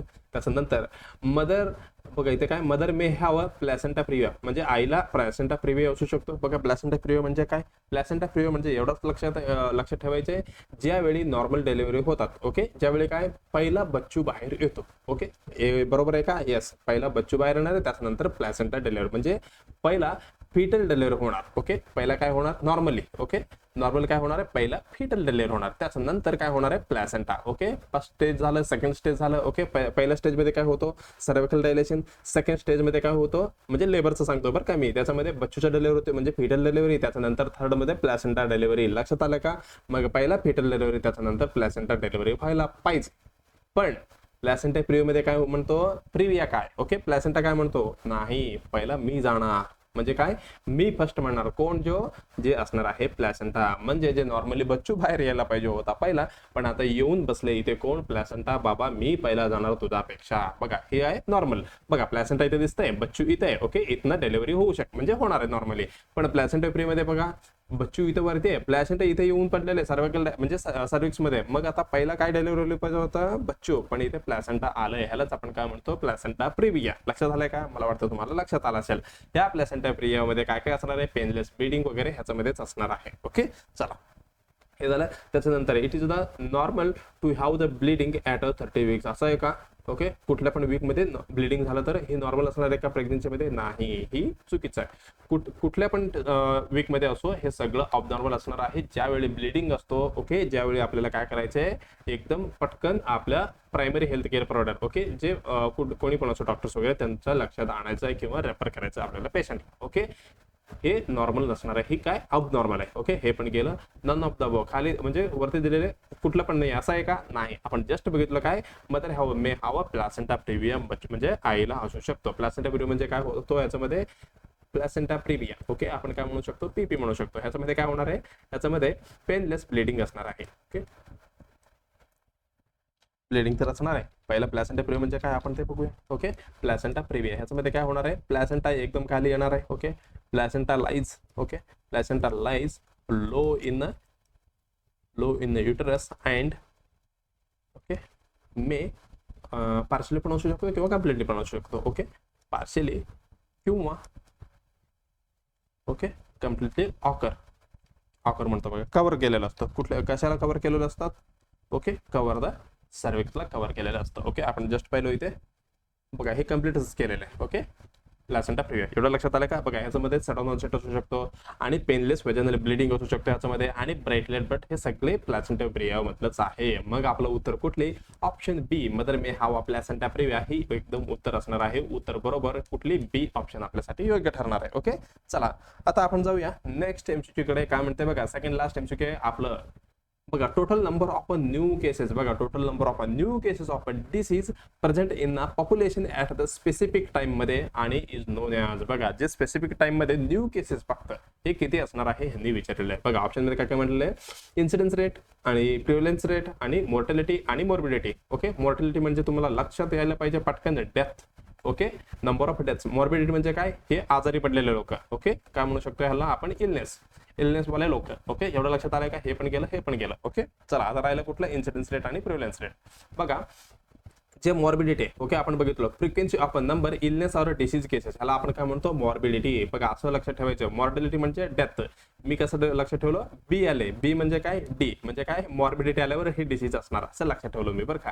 आणि मॉर्टॅलिटी म्हणजे काय? ह्याच्यामध्ये बी आणि डी नाहीये म्हणजे त्याचा अर्थ असा डेथ. ओके जे आपण स्टार्टिंगला वगैरे हे वाचतो ना म्हणजे ओके पहिल्यांदा मग ह्यावेळी आपल्याला कन्फ्युज करतात हे. ओके मॉर्टॅलिटी म्हणजे काय? Number of deaths in a population during the specific time period. Okay बघा इन्सिडेन्स रेट म्हणजे काय असतं? Number of the new cases of disease occurring in the population during the specific period. जे period मध्ये आणि जे दिलेले एरिया आहे ओके ज्याच्यामध्ये जे नवीन केसेस पेडतात त्याला आपण काय म्हणतो? इन्सिडेन्स रेट म्हणतो. ओके बघा बघा प्रिव्हलन्स म्हणजे काय? आणि ह्याच्यामध्ये न्यू पण येतात आणि जे बाकीच्या अगोदर होते ओल्ड हे दोन्ही मिक्स झाले की याला आपण काय म्हणतो? प्रिव्हलन्स रेट. बघा इथे दिलेले total number of all existing cases म्हणजे ह्याच्यामध्ये न्यू पण आला आणि जुनं पण आलं. Okay disease in the population specific time मध्ये. मग लक्षात आलं का? यस इन्सिडेन्स म्हणजे काय? फक्त न्यू केसेस आणि प्रिव्हलन्स म्हणजे काय? न्यू सहित जुने ओके ओल्ड हे सगळे केस ह्याच्यामध्ये येणार आहे प्रिव्हलन्स मध्ये. मग आपलं उत्तर कुठलं आहे? बघा total number of the new cases म्हटलेले फक्त न्यू केसेस म्हणजे आपलं उत्तर इन्सिडेन्स ही एकदम उत्तर जाणार आहे एकदम बरोबर. ओके चला पहिलं उत्तर काय इथं बरोबर असणार आहे. ओके चला आजचं शेवटचं क्वेश्चन आपण बघणार आहे आणि आपण इथेच एंड करणार आहे. हा काय त्या सिरीज नाही बरं का. आपलं एपिसोड संपणार आहे इथे आणि नेक्स्ट एपिसोडमध्ये आपण बाकीचे क्वेश्चन कव्हर करणार आहे. बघा टर्शरी प्रिव्हेन्शन अटेम्प्ट 2. बघा ह्याच्यामध्ये काय? Detect and treat the problem हे कुठल्या कशामध्ये येणार आहे? ओके तुम्हाला माहिती आहे का? Level of prevention. ओके हे काय असणार आहे? Level of prevention. बघा पहिला काय? लेवल ऑफ प्रिव्हेन्शन दिलेले आणि इंटरव्हेन्शन दिलेले. बघा हे काय? प्रिमोर्डियल. ह्याच्यामध्ये आपण काय करणार आहे? इंडिव्हिज्युअल एज्युकेशन मास एज्युकेशन कशामध्ये येणार आहे? ही प्रिमोर्डियल मध्ये. आणि प्रायमरी मध्ये काय? हेल्थ प्रमोशन आणि स्पेसिफिक प्रोटेक्शन. आणि सेकंडरी मध्ये अर्ली डायग्नोसिस आणि हे काय? ट्रीटमेंट. अर्ली डायग्नोसिस आणि ट्रीटमेंट. आणि टर्शरी मध्ये कुठली? डिसेबिलिटी लिमिटेशन आणि रिहॅबिलिटेशन ह्याच्यामध्ये येणार आहे. ओके चला आपल्याला आता कुठली? टर्शरी हुडकायचे. डिसेबिलिटी लिमिटेशन आणि रिहॅबिलिटेशन हे आपल्याला हुडकून काढायचं आहे. बघा डायग्नोसिस द डिसीज ओके हे कुठली कशामध्ये येणार आहे? हे सेकंडरी झालं. ओके सेकंडरी लेवलमध्ये आहे. ओके बघा कुठे आहे सेकंडरी? इथे आहे बघा डायग्नोसिस. ओके डन हे पण गेलं. त्याच्यानंतर मिनिमम एक आहे प्रिव्हेंट द डिसीज ऑकरेन्स म्हणजे डिसीज आपल्या यायच्या अगोदर आपल्याला प्रिव्हेंट करायचं आहे म्हणजे हे कशामध्ये येतो? ही प्रायमरीमध्ये येतो. ओके हे येणार आहे प्रायमरीमध्ये. बघा इथे प्रायमरी हेल्थ प्रमोशन आणि स्पेसिफिक प्रोटेक्शन. ओके हे कशामध्ये? प्रायमरी हे पण गेलं. त्याच्यानंतर डिटेक्ट आणि ट्रीट प्रॉब्लेम हे पण कशामध्ये? हे पण सेकंडरीमध्ये येणार आहे. ओके लेवल ऑफ प्रिव्हेन्शन मला वाटते मी DHS DMAR किंवा DHSच्या PYQ ओके 2023 त्याच्यामध्ये कम्प्लिटली मी सांगितलेलं बरं का. हे पण केलं. त्याच्यानंतर minimize the further progress of a disease and the restore the function. Restore म्हणजे काय? रिहॅबिलिटेशन आला म्हणजे आपलं उत्तर कुठले? इथे बी ऑप्शन एकदम उत्तर बरोबर असणार आहे कारण आपण जस्ट पाहिलो टर्शरी प्रिव्हेन्शन मध्ये डिसेबिलिटी लिमिटेशन आणि रिहॅबिलिटेशन ह्याच्यामध्ये येतो. हे सगळे काय? लेवल ऑफ प्रिव्हेन्शन कम्युनिटी मधला एकदम इम्पॉर्टंट टॉपिक आहे बरं का. आपण थोडा टाइम भेटल्यानंतर ओके हे सगळं PYQ वगैरे झाल्यावर आपण MNO सिलेक्शन झोन मध्ये हे क्लास घेऊया. कुठले? लेवल ऑफ प्रिव्हेन्शन खूप महत्त्वाचं टॉपिक आहे. ओके चला बी उत्तर बरोबर आहे का? ओके चला आता काय बघणार आहे? चला आपण एंड करूया आणि नेक्स्ट ह्याच्यामध्ये बघणार आहे. बघा जे MNO मराठी नर्सिंग क्लासेसमध्ये तुम्हाला DMARचं 2023 आणि DHSचं 2023 आणि कुठं गेलं CH 2023 सर्व PYQ अवेलेबल आहे. तुम्ही बघू शकता आणि त्याचं इम्पॉर्टंट नोट तुम्ही काढू शकता. ओके त्याच्यानंतर कुठले? आपलं त्रिशूल सिरीजमध्ये आपण जे महत्त्वाचे इम्पॉर्टंट MCQ इथे कव्हर करत आहोत. ओके ते पण तुम्ही बघू शकता आणि हे MNO सिलेक्शन झोन मधलं पण इम्पॉर्टंट टॉपिक आहे ते पण तुम्हाला बघायचं आणि नोट्स करून घ्यायचं. ओके चला शेवटला काय करायचं आहे, व्हिडिओला लाईक करायचं आहे आणि हा सिरीज हा सिरीज म्हणजे आपलं तुम्हाला PYQ अनालिसिस कसा वाटला हे बिंदासपणे तुम्ही कमेंटमध्ये सांगू शकता आणि काही क्वेश्चन वगैरे क्वेरी असेल तर तुम्ही बिंदासपणे विचारू शकता.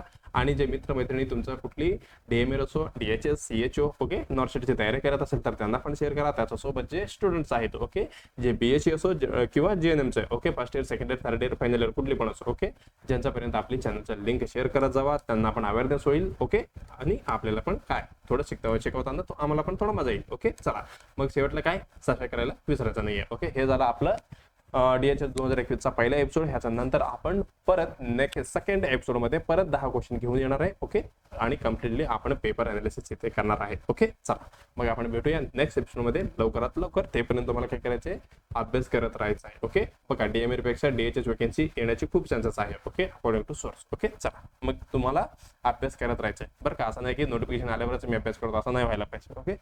चला हे झालं आपलं एंड. उद्या आपण भेटूया परत नेक्स्ट याच्यामध्ये.